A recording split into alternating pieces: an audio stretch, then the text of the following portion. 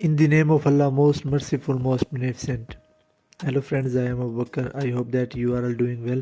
History of English literature में आज हम जिस टॉपिक की बात करेंगे वो रोमांटिक एज है, जो 1798 से स्टार्ट होता है और 1832 तक। अब इसका थोड़ा सा इंट्रोडक्शन देखते हैं और इसकी कैरेक्टरिस्टिक। रोमांटिक पीरियड जो स्टार्ट होता है 1798 से और 1837 तक, लेकिन रोमांटिक एज का डाउनफॉल जो है 1820 से शुरू होता है, जब सेकंड जनरेशन पोइट जो थे उनकी डेथ हुई। उसके बाद जो ख़ास किस्म का लिटरेचर प्रोड्यूस नहीं हुआ, लेकिन ये चलता है 1837 तक, जब क्वीन विक्टोरिया इंग्लैंड की गद्दी पर बैठी, जहाँ से विक्टोरियन एज शुरू होती है और रोमांटिक एज ख़त्म होती है।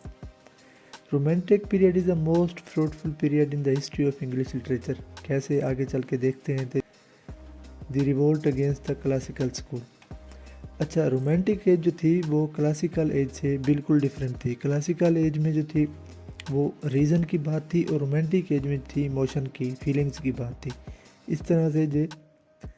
इस तरह से क्लासिकल स्कूल जो था उसके अगेंस्ट बगावत थी।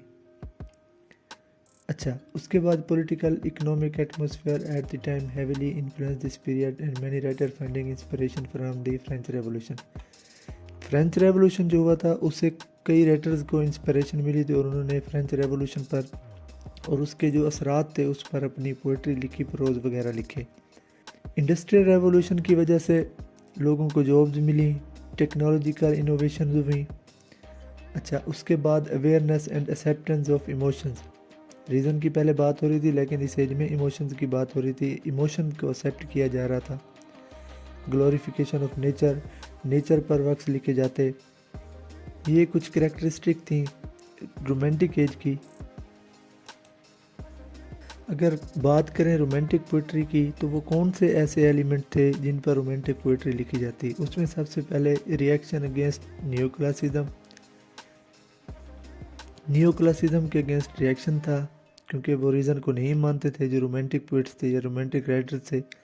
Emphasise on aesthetic beauty, aesthetic player को ज़्यादा एम्फिसाइज करते थे। सॉलिट्यूड, तन्हाई पर लिखी जाती। यूज़ ऑफ पर्सोनिफिकेशन का मतलब लिविंग थिंग को नॉन लिविंग थिंग से कंपेयर करना। अच्छा, focus on self and autobiography. Autobiography का मतलब ये देखें, बायोग्राफी वो होती है किसी भी शख्सियत पर कोई और लिखे, और ऑटोबायोग्राफी ये होती है कि अपनी शख्सियत पर खुद लिखना या अपने बारे में खुद बताना, इसे ऑटोबायोग्राफी कहते हैं। इस पर फोकस कर रहे थे। अगर हम ये कहें कि रोमांटिक एज ऑफ इमेजिनेशन है, तो ये बिल्कुल दुरुस्त होगा। नेचर की बात थी, सुपर नेचुरलिज्म जैसे घोस्ट, मिरेकल्स, इन चीज़ों पर वर्क्स हो रहे थे। एस्केपिज्म, जब बात हम कर रहे हैं इमोशंस की या फीलिंग्स की, तो उसमें हम रीज़न को नहीं लेकर आ रहे। तो जो राइटर्स थे वो ज़िंदगी की तल्ख हकीकत से दूर होते जा रहे थे, वो इन चीज़ों को हाइड करना चाह रहे थे, इसलिए एस्केपिज्म भी कहा जाता है। ये कैरेक्टरिस्टिक थी रोमांटिक पोइट्री की। रोमांटिक पोइट्स को दो जनरेशन्स में डिवाइड किया गया है, first generation and second generation. First generation में थे William Blake, poet, painter, print maker, nature पर लिखते थे, हिल, सी, बर्ड्स, ट्रीज, फॉरेस्ट पर पोइट्री लिखते थे। लेकिन एक मशहूर चीज़ उनके बारे में ये है कि उनकी पोइट्री जो थी वो पहले पेंटिंग बनाते, पेंटिंग के थ्रू पोइट्री करते ज़्यादातर।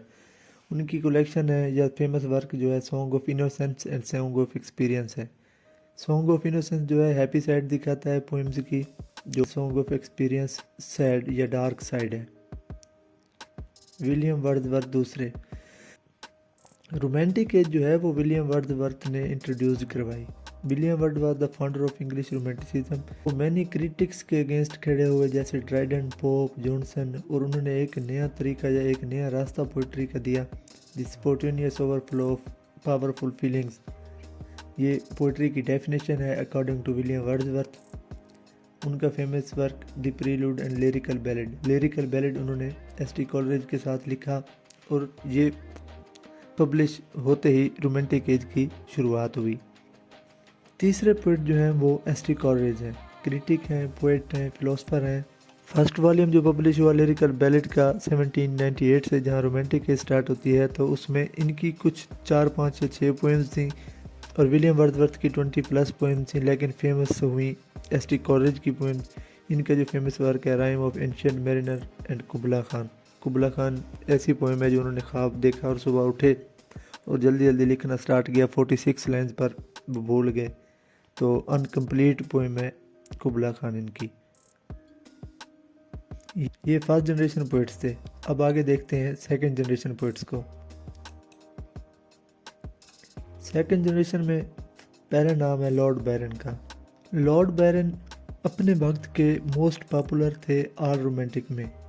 इस बात में कोई शक नहीं कि Byron was the most popular of all romantic, लेकिन एक नापसंदीदा चीज़ जो थी, उन्होंने अपने साथियों के साथ ही ज़्यादती करना शुरू कर दी, उन पर ही क्रिटिसिज्म स्टार्ट कर दिया। जैसा कि उन्होंने अपनी पोएम में लिखा English bird and Scottish reviewer. इस पोएम में उन्होंने जो रोमांटिक एज के दूसरे पोइट्स थे उनको क्रिटिसाइज़ किया। He wrote his masterpiece Childe Harold pilgrimage. ये ऐसा वर्क था जिसकी वजह से लॉर्ड बैरन एक ही रात में फेमस हुए। According to Lord Byron, I wake up early in the morning and found myself famous. उसके अगर बात करें पी.बी. शेले की, one of the most straightforward poet थे, ड्रास्टिक पोइट थे, जो बात भी दिल में आती लिख देते कि बगैर किसी चीज़ की परवाह करते हुए। उनका जो फेमस वर्क है फ्रैंकस्टाइन प्रोमीथियस अनबॉर्न 1820 में जो पब्लिश हुआ, उसके बाद ओzymandias। इनकी जो कंट्रीब्यूशन है वो लातादाद है। सेकंड जनरेशन के आखिरी पोइट जॉन कीट, my most favourite poet.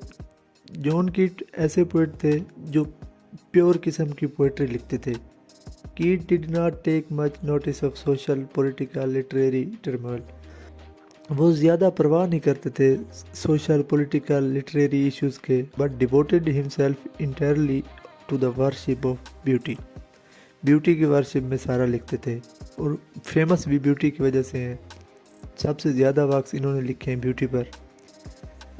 He does poetry for the sake of poetry only. उन्होंने पोइट्री बस पोइट्री के लिए लिखी। Famous work ode to the nightingale, Endymion जो है, उनकी जो स्टार्टिंग लाइन्स हैं थिंक ऑफ अ ब्यूटीज जो है फॉर एवर, फेमस लाइन्स हैं इस पोएम की। अगर बात करें प्रोज की, तो Charles Lamb, one of the most lovable personalities in English literature. He lived very humble honest life. He wrote self revealing essays. Famous work है एसे ऑफ एलिया। हैजलिट ऐसे पोएट थे जो बिल्कुल लैम्ब के opposite थे। He was man of violent temper, गुस्से वाले, outspoken, fearless in expression of his opinion. अपने ओपिनियन को बता देना है बगैर किसी की केयर करते हुए। हिज ऐसे contain deep thoughts and feeling. मगर उनका वर्क जो था वो एक स्पेशल किस्म का था जो कंटेन करता था deep thought and feeling. Famous work an essay of principle of human action, जो पब्लिश हुआ 1805 में। तीसरे prose writer Thomas De Quincey. He was highly intellectual writer and his interest were very wide, mostly he wrote in the form of article. इन्होंने अपना work article की फॉर्म में publish करवाया। ही रोट फाइन बायोग्राफीज लिखते थे। Number of classical, historical and literary personage. Classical, historical and literary जो लोग थे उन पर इन्होंने बायोग्राफीज लिखी। Famous work confession of an English opium eater, John of arc. ये फेमस वर्क है इनके। अब हम बात करेंगे नॉवेल्स की एंड नॉवलिस्ट की। नॉवल जो था इस टाइम पे गोथिक नावल फेमस थे। Genre of literature and film that covers horror, death and at a times romance. जो रोमांस, हॉरर और डेथ को एक ही टाइम पे कंटेन करे उसे गोथिक नावल कहते हैं, और इस टाइम पे ये ज़्यादा मशहूर थे। Mrs Ann Radcliffe famous writer थी गोथिक नावल की। मिस्ट्रीज ऑफ डोल्फो उन्होंने लिखा 1794 में। और एक मशहूर novel Frankenstein is a novel by Mary Shelley that was first published in 18। Jane is the writer of such work as Pride and Prejudice 1813 and Emma 1815. Has become one of the most famous novelists in English language. Morality, characterized by manner, duty to society, and religious seriousness is a central theme of Austen's work. Jane Austen के जो work हैं उसमें religious element, society के element, seriousness, इन चीज़ों पर उन्होंने novel लिखे। अगर बात करें सर वाल्टर स्कॉट की, एक नॉवलिस्ट थे, पोएट थे, हिस्टोरियन थे, बायोग्राफर थे, often considered both the inventor and greatest practitioner of the historical novel. इस बात को समझेंगे, मॉडर्न स्कॉलर जो हैं कंसीडर करते हैं उसे inventor of historical novel and the first best selling novelist.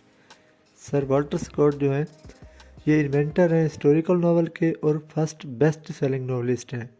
Famous work जो इनका है the Lady of the Lake जो 1810 में पब्लिश हुआ। लेटर वर्क जो है द वेवरले नॉवेल्स हैं, सीरीज ऑफ हिस्टोरिकल नावल 1814 से 1832 तक ये पब्लिश हुई, पॉपुलर थी उस टाइम पे। लास्ट में कंक्लूड करते हैं इसे, romantic period was the major social, political and literary change. England में अदबी, समाजी और सियासी चेंज थी रोमांटिक पीरियड की वजह से। Romanticism in literature concerned with two bed, दो बेड मुंसलिक हैं इससे, पहला इमोशंस और दूसरा imagination. It introduce the readers to the world of strangeness and beauty, ये पढ़ने वालों को मुतारिफ करवाता है तजस्सुस से और खूबसूरती से। जैसे पीटर ने कहा the addition of strangeness in beauty. बाद the most prominent element of romanticism, जो प्रोमिनेंट एलिमेंट थे रोमांटिसिज्म के वो तजस्सुस था और ब्यूटी थी। Romanticism also stand for the freedom, romanticism भी आज़ादी के लिए, लिबर्टी के लिए खड़ा हुआ। And therefore it is a literalism in literature, ये अदब में अदबियत है। आज की वीडियो में बस इतना ही।